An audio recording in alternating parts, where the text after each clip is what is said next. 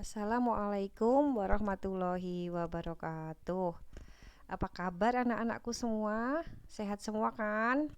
Masih belum bosen kan di rumah saja? Ya, yang penting kita semua mudah-mudahan selalu sehat, selamat dari wabah virus ini dan semoga wabah virus corona ini segera berakhir. Anak-anakku yang berbahagia, marilah seperti biasa sebelum kita mulai pelajaran kita membaca basmalah bersama-sama. Bismillahirrahmanirrahim. Ya, anak-anakku semua, sampailah kita pada bahasan selanjutnya, yaitu kaidah kebahasaan surat pribadi dan surat dinas. Bu Afi mengingatkan, kemarin kita telah belajar mengenai surat pribadi dan surat dinas. Tentunya kalian mengetahui perbedaan di antara keduanya. Nah, kita mulai membahas kaidah kebahasaan surat pribadi dan surat dinas. Yang pertama, anak-anakku semua, untuk kaidah kebahasaan pada surat dinas, yang menjadi ciri khas adalah pilihan kata sapaannya itu bersifat formal. Misalnya, contohnya dengan hormat atau assalamualaikum. Jadi ini kalau surat dinas pasti formal. Yang kedua adalah ragam bahasanya baku. Jadi bahasa yang digunakan pada surat dinas itu adalah bahasa yang baku, bahasa yang formal dan bukan bahasa yang lisan.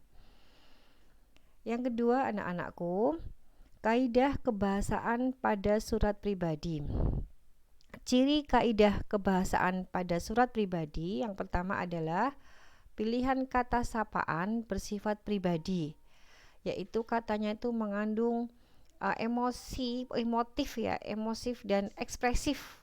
Contohnya kalau karena ini pribadi, bersifat pribadi antara kalian dengan teman kalian, maka contoh kata sapaannya adalah hai, hello, salam kangen, dan lain sebagainya. Kemudian bahasa dalam surat pribadi yang kedua adalah bahasa dalam surat pribadi tidak formal tetapi santun. Gitu ya anak-anakku. Jadi beda dengan surat dinas tadi yang bahasanya harus resmi, formal. Kalau bahasa surat pribadi tidak formal tetapi santun. Yang ketiga, ragam bahasa yang digunakan tergantung siapa yang menerima surat. Apakah itu sebaya dengan kamu, temanmu, atau yang lebih tua, atau yang lebih muda. Kemudian yang keempat, menggunakan kata sapaan seperti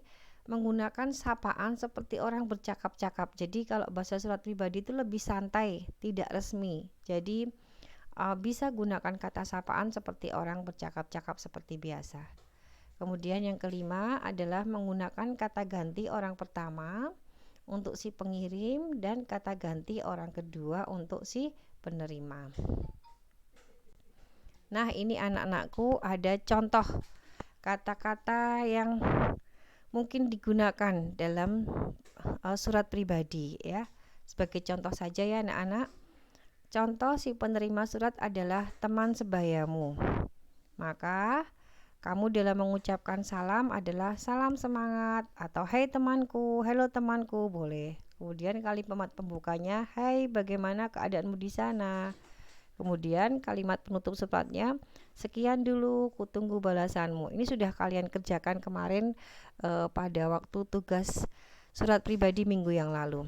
Kemudian jika si penerima surat itu adalah orang yang lebih tua atau nenek atau kakek, maka salam yang digunakan adalah salam rindu untuk nenek dan kakek. Kemudian kalimat pembukanya adalah apa kabar nenek dan kakek. Kemudian penutup suratnya adalah sudah dulu ya nek, kek. Selalu jaga kesehatan di sana. Ini adalah contoh saja ya anak-anak, contoh saja bahwa untuk surat pribadi itu kalimatnya hampir sama dengan bahasa kita sapaan secara lisan. Beda sekali dengan kata-kata yang digunakan dalam surat dinas. Nah, anak-anakku, kaidah kebahasaan selanjutnya adalah penggunaan kata baku dan kata tidak baku, ya.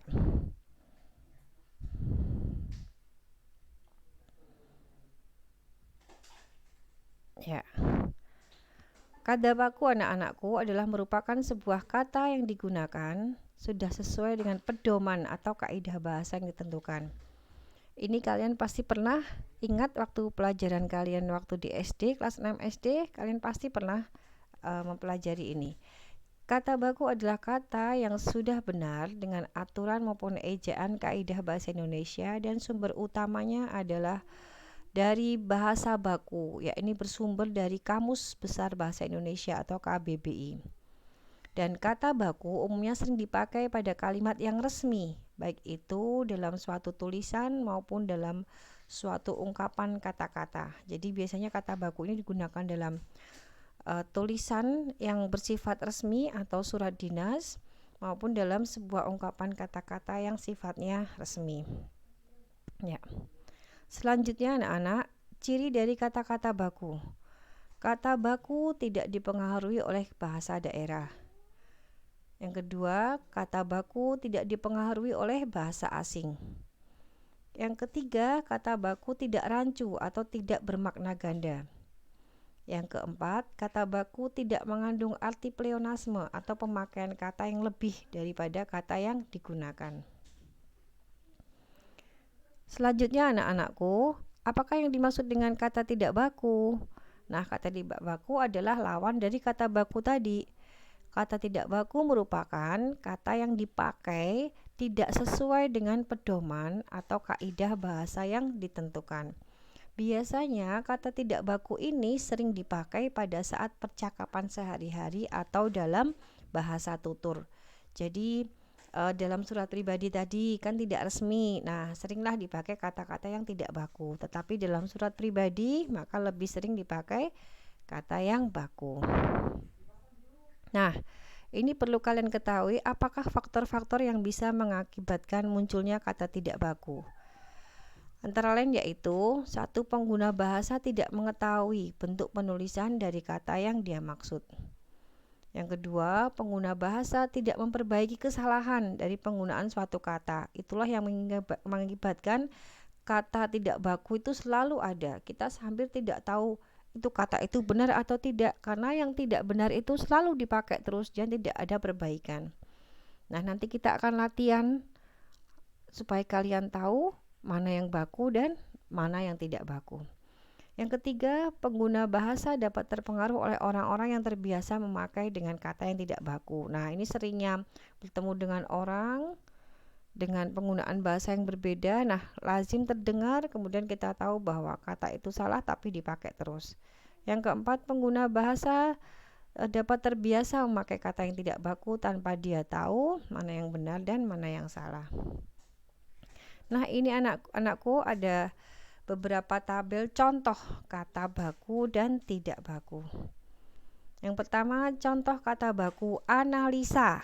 Itu kata yang tidak baku ya. Kata bakunya adalah analisis. Masih ingat ya? Jadi analisis itu yang benar, yang baku. Analisa itu yang tidak baku atau yang tidak benar.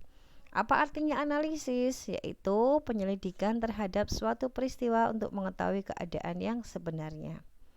Nah, selanjutnya kata tidak baku capek atau capek ya. Nah, itu kata tidak baku, tapi sering kita pakai ya. Kata baku yang benar adalah penulisannya adalah capai. Capai sekali badanku rasanya. Nah, capai ya. Artinya adalah badan yang kurang enak atau lelah. Kemudian kata baku tidak baku cicak. Kata bakunya tertulis dengan cecak ya, cecak. Tidak bakunya cicak ya, kata bakunya pakai cecak ya. Artinya adalah binatang merayap yang biasa hidup di rumah pada langit-langit di dekat lampu. Selanjutnya, kata tidak baku ekstrim. Kata bakunya apa anak-anak? Ekstrim ya, bacanya pakai tulisannya pakai bacanya ekstrim, tulisannya ekstrim ya. Artinya adalah paling ujung atau paling tinggi, paling keras ya dan sebagainya, paling ujung ya. Nah, sampailah pada tugas kalian. Carilah kata baku dari kata tidak baku berikut ini. Ada 10 kata tidak baku. Nah, kalian tentukan kata bakunya apa. 1. Atlet. Kata bakunya apa? Kamu tulis sendiri sampai 10. Seperti biasa, kalian kerjakan dengan sungguh-sungguh. Kemudian kalian kumpulkan kepada Bapak Ibu guru masing-masing.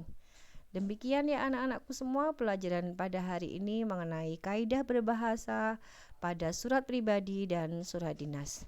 Tetap semangat, tetap berada di rumah. Semoga kita semua sehat dan selamat, dan semoga wabah virus COVID-19 ini segera berlalu. Marilah anak-anakku semua, kita akhiri pelajaran pada pagi hari ini dengan membaca hamdalah bersama-sama. Alhamdulillahirabbil alamin. Akhirul kata, billahi taufik wal hidayah. Assalamualaikum warahmatullahi wabarakatuh.